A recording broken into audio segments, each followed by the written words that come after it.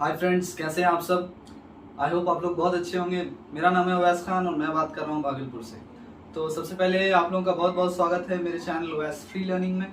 I hope कि आप लोगों ने इससे पहली वाली जो वीडियो है मेरी, जो कि फिजिक्स के बॉयंसी और आर्किमिडीज प्रिंसिपल के ऊपर थी, वो ज़रूर देखी होगी, जिसमें हम लोगों ने principle of application of law of flotation के बारे में बहुत अच्छी तरीके से डिस्कस किया था। आई होप कि वो वीडियो आप लोगों को पसंद आई होगी। और एक और चीज़ मैं रिमाइंड कर दूं आप लोगों को कि जिन लोगों को ये मेरा चैनल या फिर मैं जो कंटेंट्स लेके आता हूँ वो अच्छा लगता है, उसे ज़रूर लाइक करें वीडियोस को मेरी, और शेयर करें ज़्यादा से ज़्यादा, और सब्सक्राइबर्स भी बढ़ाएं ताकि मैं भी मोटिवेटेड रहूं और आपके लिए इंशाल्लाह ताला रोज़ाना वीडियोस लेकर आ सकूं। तो चलिए फिर आज का जो अपना टॉपिक है, आज हमारा नया टॉपिक है फिजिक्स का, जिसमें हम लोग हीट चैप्टर को समझने वाले हैं। कंसेप्ट ऑफ टेम्परेचर और हीट ट्रांसफर को बहुत अच्छी तरीके से हम लोग समझने वाले हैं। तो चलिए फिर अपनी वीडियो को हम लोग स्टार्ट करते हैं। Let's start. तो चलिए बच्चों, आज हम लोग हीट चैप्टर को फटाफट से समझ लेते हैं। इसमें हम लोग सबसे पहले समझते हैं कंसेप्ट ऑफ टेम्परेचर। टेम्परेचर क्या है? अब देखिए, जब आप लोग धूप के नीचे खड़े होते हैं या फिर आग के सामने बैठते हैं तो आपको गर्मी क्यों लगती है, और जब आप आइस को टच करते हैं तो फिर आपको ठंड क्यों लगती है। अब देखिए, यहाँ पे हम लोग कौन सा एक्सप्रेशन इस्तेमाल करते हैं। यहाँ पे हम लोग टर्म्स का इस्तेमाल करते हैं, हॉट और कोल्ड। ठीक है, दो टर्म्स का इस्तेमाल करते हैं हम लोग टेम्परेचर से मुतालिक, हॉट या फिर कोल्ड। अब देखिए, टेम्परेचर जो होता है बॉडी का, अब इसको कह सकते हैं डिग्री ऑफ कोल्डनेस और हॉटनेस ऑफ एन ऑब्जेक्ट। ठीक है, डिग्री ऑफ या तो कोल्डनेस होगा या फिर हॉटनेस ऑफ एन ऑब्जेक्ट। इस चीज के डिग्री को कहते हैं हम लोग टेम्परेचर। तो बेसिकली या तो कोल्ड टर्म का इस्तेमाल करते हैं या तो हॉट टर्म का इस्तेमाल करते हैं। अब देखिए, काइनेटिक मॉलिक्यूलर थ्योरी आपका क्या कहता है कि जितना भी मैटर है वो सारा मॉलिक्यूल्स का बना हुआ है। आई होप आप लोग मैटर जानते होंगे, बहुत बेसिक सा चीज है, व्हाट इज मैटर। तो मैटर का मतलब होता है कि जैसे for example it can be solid, liquid and gas. ये तीनों आपका 3 स्टेट्स ऑफ मैटर है।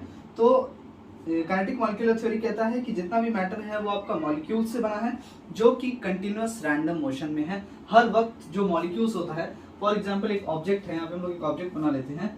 अब ये जिस मॉलिक्यूल से बना हुआ है ये कॉन्स्टेंटली रैंडम मोशन में है, इधर से उधर, उधर से इधर, उधर से उधर मूव कर रहा है कॉन्स्टेंटली। ये रैंडम मोशन में मॉलिक्यूल्स जो है वो होता है। अब देखिए, रैंडम मोशन की वजह से क्या होता है ना, मॉलिक्यूल्स जो है वो पॉजेस करता है काइनेटिक एनर्जी। अब हम लोग अच्छी तरीके से जानते हैं कि काइनेटिक एनर्जी किस ऑब्जेक्ट के अंदर होता है, जो मूव कर रहा होता है, और पोटेंशियल एनर्जी किस ऑब्जेक्ट के अंदर होता है, the object which is at rest. So here the molecules, as we know that the molecules are in motion, that's why these molecules are in kinetic energy. So it's as simple as that. तो जो sum total होता है, जितना भी energy होता है उसका sum total जो होता है, sum total of all energy of all the molecules, ये एक मॉलिक्यूल के अंदर जितना एनर्जी है उसकी बात नहीं कर रहे हैं, ये सारे मॉलिक्यूल के अंदर, ये सारे मॉलिक्यूल के अंदर जितना एनर्जी है उसकी बात कर रहे हैं। तो इसका जो सम टोटल होता है, sum total of energy is called thermal energy और इंटरनल एनर्जी। याद रखिएगा कि सम टोटल ऑफ एनर्जी जो होता है सारे मॉलिक्यूल्स का, या तो उसको थर्मल एनर्जी कहेंगे या तो उसको इंटरनल एनर्जी कहेंगे। Both are same, it has 2 different names. अब देखिए, काइनेटिक मॉलिक्यूलर थ्योरी एक और चीज कहता है कि टेम्परेचर जो होता है बॉडी का, ये मेजर होता है, माप होता है आपका एवरेज काइनेटिक या फिर थर्मल एनर्जी का। यानी कि जितना ज्यादा आपका एवरेज काइनेटिक एनर्जी होगा या फिर जितना ज्यादा आपका थर्मल एनर्जी होगा, उतना ही ज्यादा आपका जो है बॉडी का टेम्परेचर ज्यादा होगा। अब मान लेते हैं एक बॉडी ए ले लेते हैं जो कि हायर टेम्परेचर पे है then the other body B. अब यहाँ पे हम लोग एक बॉडी पहले से ही हम लोगों ने यहाँ पे हमेशा की तरह एज यूजुअल यहाँ पे डायग्राम बना कर रखा है, ताकि हमारा टाइम जो है इसमें ज्यादा बर्बाद नहीं हो। अब देखिए, फॉर एग्जांपल यहाँ पे हम लोग मान लेते हैं ये बॉडी ए है, ये इसका टेम्परेचर जो है वो बॉडी बी से हायर है, ज्यादा है। इसका मतलब ये हुआ कि इसका जो एवरेज थर्मल एनर्जी है, मैंने थर्मल एनर्जी को टीई से डिनोट कर दिया यहाँ पे शॉर्ट में, वक्त ना बर्बाद हो इस वजह से। तो इसका मतलब ये है कि एवरेज थर्मल एनर्जी जो होगा बॉडी ए का, वो ज्यादा होगा average thermal energy of body B से। यहाँ तक क्लियर है? जैसे ही आप दोनों बॉडीज को कांटेक्ट में लाएंगे तो हीट ट्रांसफर जो है वो चालू हो जाएगा। इसका मतलब हुआ कि heat will flow from the body of higher temperature to the body of lower temperature. ये चीज हमेशा याद रखिएगा कि हीट कभी भी cold body to hot body flow नहीं करता है, हमेशा hot body to cold body ही फ्लो करेगा, यानी कि from body A to body E. यहाँ पे देखिए आप, मैंने पहले ही लिखा है, यहाँ पे एनर्जी फ्लो हो रहा है, हीट एनर्जी का फ्लो हो रहा है from body A to body E. अब देखिए यहाँ पे जब हीट का फ्लो होगा तो एक ऐसा टाइम आएगा, थोड़ा देर के बाद क्या होगा या कुछ समय के बाद क्या होगा कि दोनों का टेम्परेचर, दोनों बॉडीज का टेम्परेचर जो है it will be same, it will be same. अब रीजन ये है कि हाई एनर्जी मॉलिक्यूल्स जो है बॉडी ए से यहां से एनर्जी लूज हो रहा है। अब देखिए एक चीज हमेशा याद रखिएगा, जब इधर से एनर्जी लूज होगा तो दूसरा वाला बॉडी जो है what will happen, it will gain energy. If this body loses energy, what happens, the body, the second body which has less temperature, it gains energy. ये वाला बॉडी आपका एनर्जी गेन करेगा और ये वाला बॉडी आपका एनर्जी लूज करेगा। अब ये जो एक्सचेंज हो रहा है एनर्जी का यहाँ पे, ये तब तक चलता रहेगा जब तक कि दोनों ही बॉडी का जो मॉलिक्यूल्स है उसके पास सेम एवरेज थर्मल एनर्जी ना हो जाए। जब तक दोनों के पास सेम एवरेज थर्मल एनर्जी नहीं हो जाता है, जब तक इक्वली डिस्ट्रीब्यूट नहीं हो जाता है आपका एवरेज थर्मल एनर्जी, तब तक जो है ये हीट ट्रांसफर या फिर एनर्जी फ्लो होता रहेगा। इसका मतलब ये हुआ कि दोनों ही बॉडीज जो है वो सेम स्टेडी टेम्परेचर अब हमारा इस वाले केस में अचीव कर चुका है, यानी आपका average thermal energy of body A has become equal to the average thermal energy of body B. I hope you guys understand till here. अब देखिए टेम्परेचर किस प्रॉपर्टी को कहते हैं। टेम्परेचर वो प्रॉपर्टी होता है किसी भी बॉडी का जो डिटरमाइन करता है, बताता है हीट फ्लो के डायरेक्शन के बारे में। ठीक है, अगर इस बॉडी का टेम्परेचर ज्यादा है, इस बॉडी का टेम्परेचर कम है, दोनों को कांटेक्ट में लाइएगा तो टेम्परेचर हम लोग को बता देगा कि whether the heat will be transferred from body A to body B or from body B to body A। तो हमेशा याद रखिएगा कि heat flows from the body at a higher temperature to the body at lower temperature। अब देखिए अगर मान लीजिए कि दो ऑब्जेक्ट्स जो है वो सेम टेम्परेचर पे रखा हुआ है तो यहाँ पे कोई भी हीट एक्सचेंज नहीं होगा when they are brought in contact। मान लेते हैं आप दो ऐसे बॉडीज को कांटेक्ट में लेकर आ रहे हैं जिसका दोनों का टेम्परेचर सेम है, इट मींस दैट दोनों का एवरेज थर्मल एनर्जी जो है वो सेम है, so no heat will be transferred और विल बी शेयर्ड। चलिए ठीक है, आई होप यहाँ तक आप लोग को बहुत अच्छे समझ में आएगा। इसे हम लोग मिटा लेते हैं, फिर दूसरी चीज समझते हैं हम लोग, फिर समझेंगे कंसेप्ट ऑफ हीट के बारे में अच्छे से। फिर से एक बार आपको याद दिला दूं बच्चों कि अगर कोई दो ऑब्जेक्ट है जो कि सेम टेम्परेचर का है, उसको अगर आप लोग कांटेक्ट में लाएंगे तो वहां पे कोई भी हीट ट्रांसफर नहीं होगा या फिर एनर्जी का एक्सचेंज जो है वो वहां पर नहीं होगा, यानी कि वहां पर आपका थर्मल इक्विलिब्रियम है। वो कौन सा कंडीशन है आपका? Thermal equilibrium.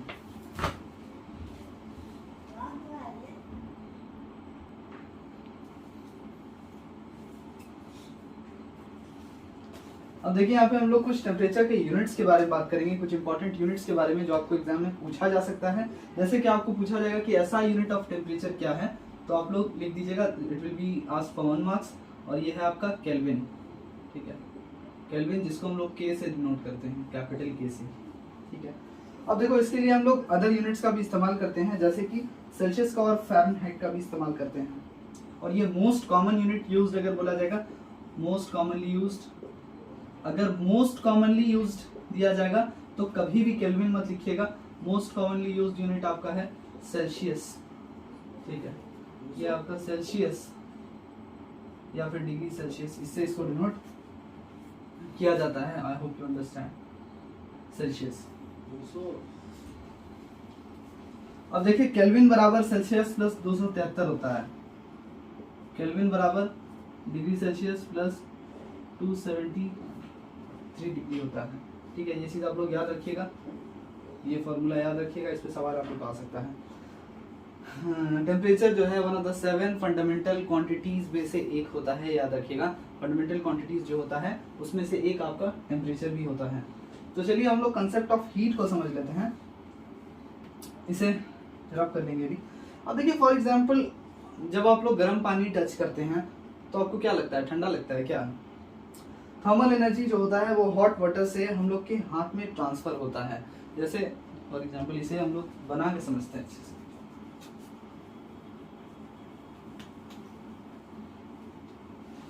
फॉर एग्जाम्पल ये है,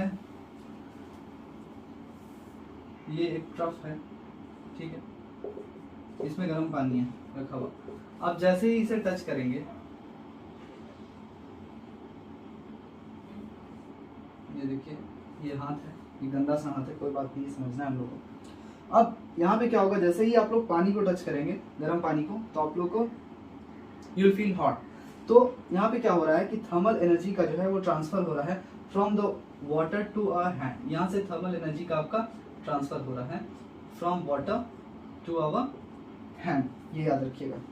अब ये जो ट्रांसफर ऑफ एनर्जी हो रहा है दो अलग अलग ऑब्जेक्ट्स के बीच में, ये टेम्परेचर के रिजल्ट की वजह से हो रहा है, ये टेम्परेचर डिफरेंस की वजह से हो रहा है।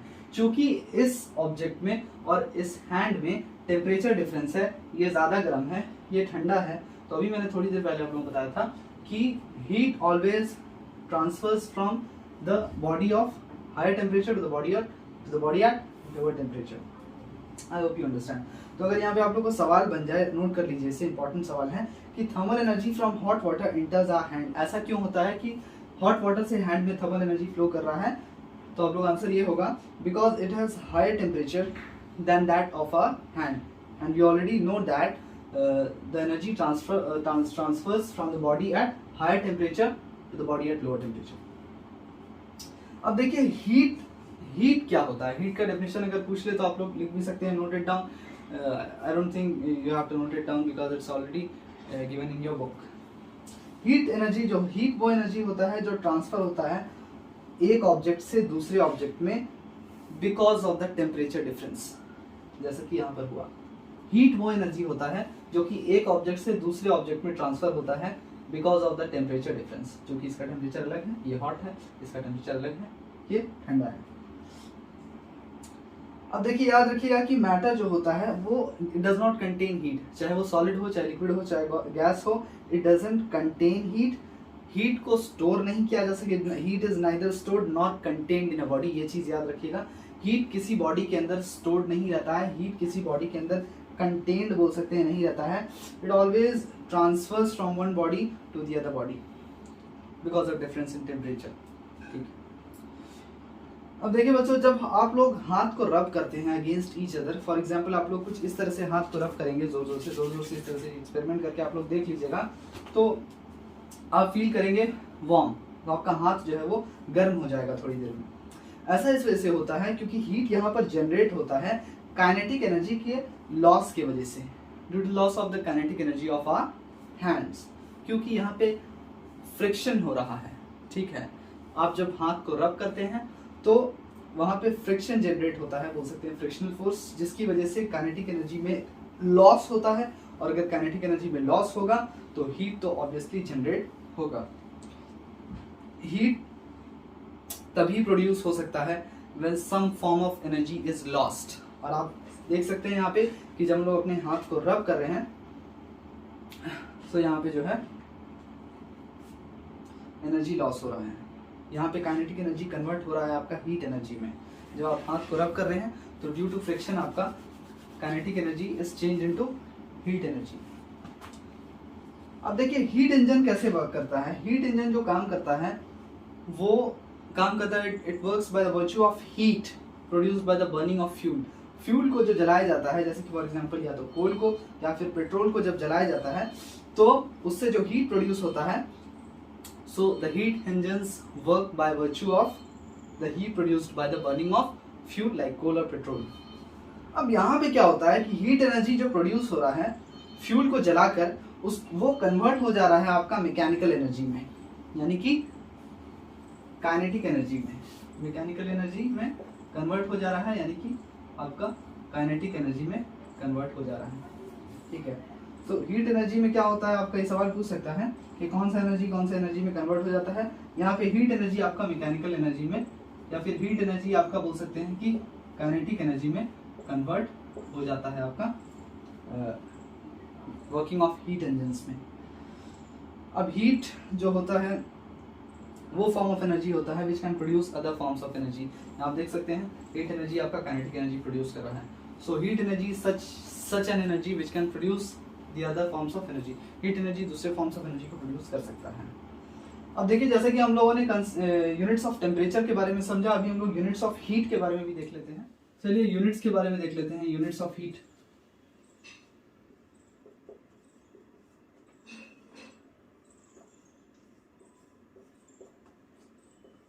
ठीक है, यूनिट्स ऑफ हीट के बारे में देख लेते हैं।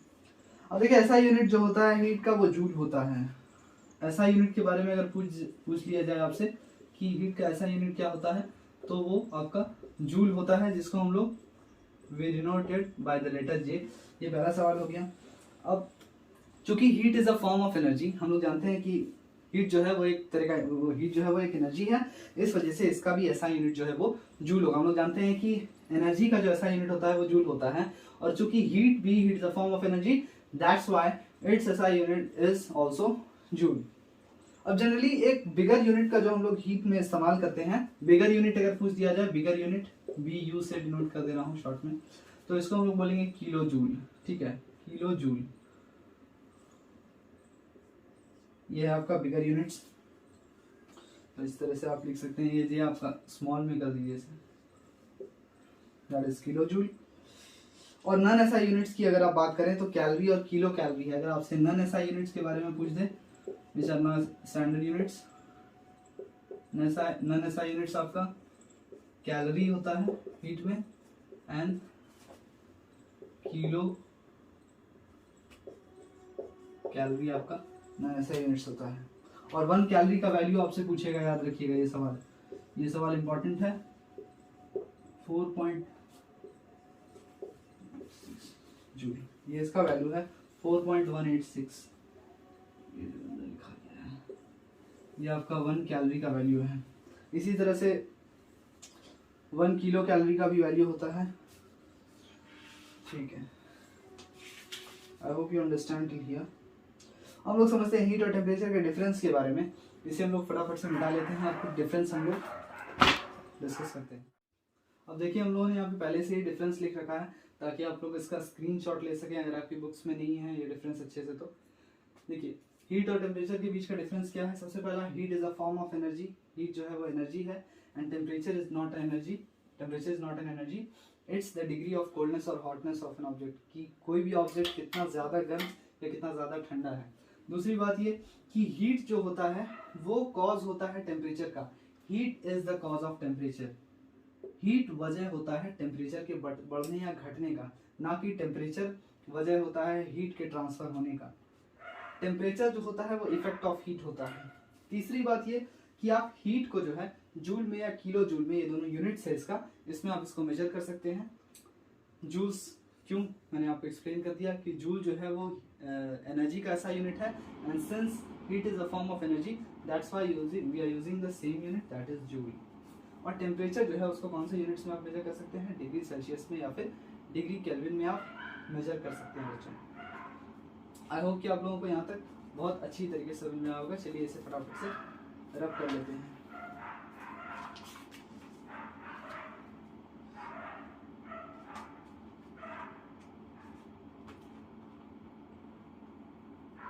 एक और डिफरेंस आप लोग नोट डाउन कर सकते हैं यहाँ पे कि heat energy makes a body hotter, makes a body hotter, ये किसी बॉडी को गर्म बना सकता है। और टेम्परेचर क्या कर सकता है कि temperature determines the direction of flow. It determines, ये बताता है हम लोग को एनर्जी फ्लो के डायरेक्शन के बारे में, द डायरेक्शन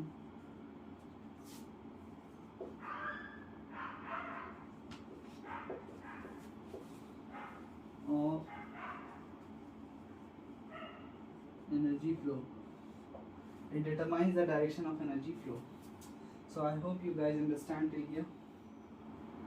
तो बच्चों आई होप कि आज की जो हमारी वीडियो है वो आपको बहुत पसंद आई होगी, जिसमें हम लोगों ने कंसेप्ट ऑफ हीट और टेम्परेचर को बहुत अच्छी तरीके से समझा है, और difference between heat and temperature को भी हम लोगों ने समझा है, और मैंने आप लोगों को काफ़ी इंपॉर्टेंट क्वेश्चंस भी बताए एग्जाम से रिलेटेड।